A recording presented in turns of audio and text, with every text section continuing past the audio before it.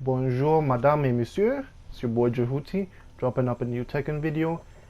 This is the birth of my new series called Tekken 101. It's a series where I just quickly get different concepts of Tekken and try to explain them as shortly as possible. And they're all going to have the same format, that being what is the technique we're talking about, how is it done, and then lastly, what's the philosophy behind it. So how do you apply it to the matches and why you would use it in certain situations. Originally I wanted to start with how to play Tekken, but I thought there are enough people which have done such videos, there are enough videos out there, and it's a bit redundant because most people which are already looking for Tekken videos already understand that. So I thought, why not go into something which is not talked about that much, but is integral, especially when you get better at Tekken. So without further ado, let's get into it.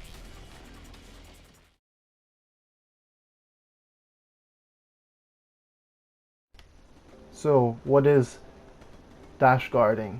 It's also known as dash blocking or forward dashing, and it's a kind of tool used to control space. It's especially more of an intermediate and mainly advanced technique, but as a beginner you can also start to implement it into your game, and the idea behind it is that you forward dash into your opponent's face, but you hit the brakes before you get too close. Now you may think, why would anybody want to do that? Because it puts you at risk, but in reality all you're doing is controlling space. The problem is that if you keep backdashing, you'll eventually backdash yourself into a wall. You see it all the time. People who are utilizing space and trying to get whiffs in, they're always backdashing, but before you know it, they're at the wall, and then that's a very dangerous position to be in. Now the good thing with forward dashing is that you can easily move forward, pressure your opponent for space, whilst not putting yourself too much at risk. Dash guarding also happens a lot in tournaments. It's something you don't really pay that much attention to at first. Each other up, down forward one. Nice hitting the brakes by Jun. Look at that. Dashing up, then hitting the brakes. He's Tokyo drifting right now. In Tekken 7 as well. Oh my gosh, this is so dangerous. Both of these guys going at each other's throats. Oh my god, did you see those ducks? Definitely it is a technique which you should incorporate. I won't lie, in lower ranks, like in green ranks, maybe even at the beginning of yellow ranks, it's not all that helpful. I'll get into that why in the philosophy part, but it's something you should keep in your repertoire and that you can utilize later on.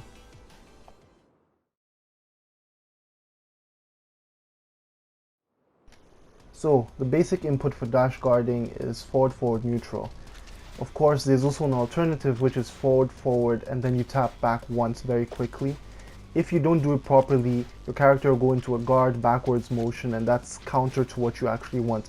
You want it to seem like you're advancing forward on the field and putting pressure on your opponent.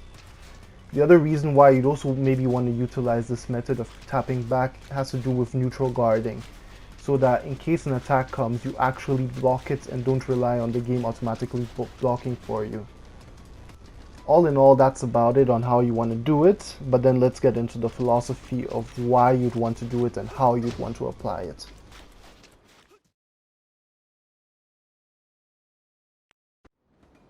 So the philosophy behind dash guarding. Now, simply put, it is a tool to control space. As I mentioned before, if you keep backdashing to control space and try to bait out attacks, eventually you're going to find yourself at the wall. So the alternative method of that is the dash guarding.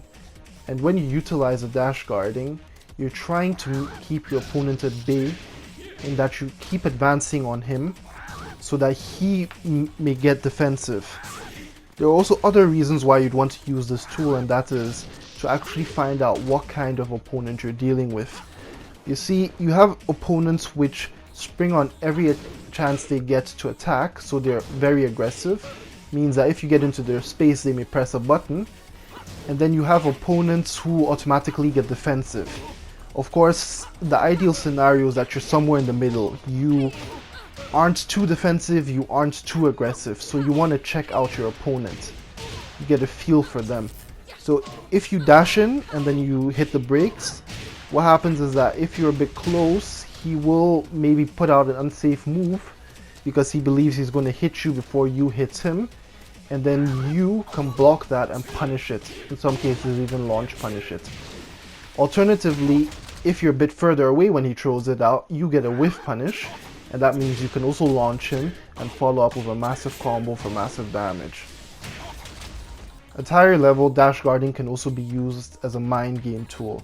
As you maybe saw in some of the tournament footage, it's really putting yourself out there in front of the opponent and telling them, hey bro, I'm not scared of what you got, give me your best shot. So the opponent too will wonder what exactly are you planning to do by dashing forward, because at that level opponents start to respect one another. They're not like, oh, I'll just steamroll you or something like that. They actually start thinking like, why is this guy dashing forward? Is he trying to bait me out? Is he trying to just troll me? Is he trying to do whatever it takes to get into my head? And then they too are also thinking about how to counter that.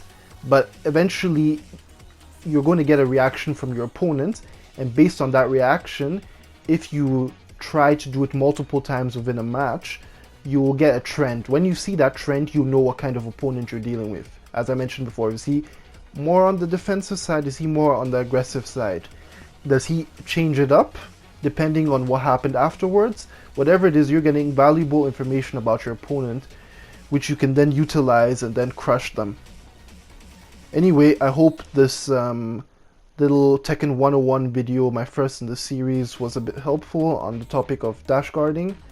And new ones are to follow. I also haven't forgotten about the How to Deal with Gimmick series, which I somewhat started with Kuma and Alyssa and my slight rants with Lily. It's going to come back in the form of how to counter so and so character. That's what it's going to be branded as.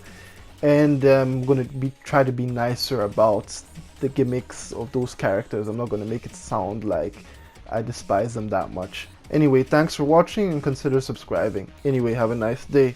Jehuty here, and I'm out.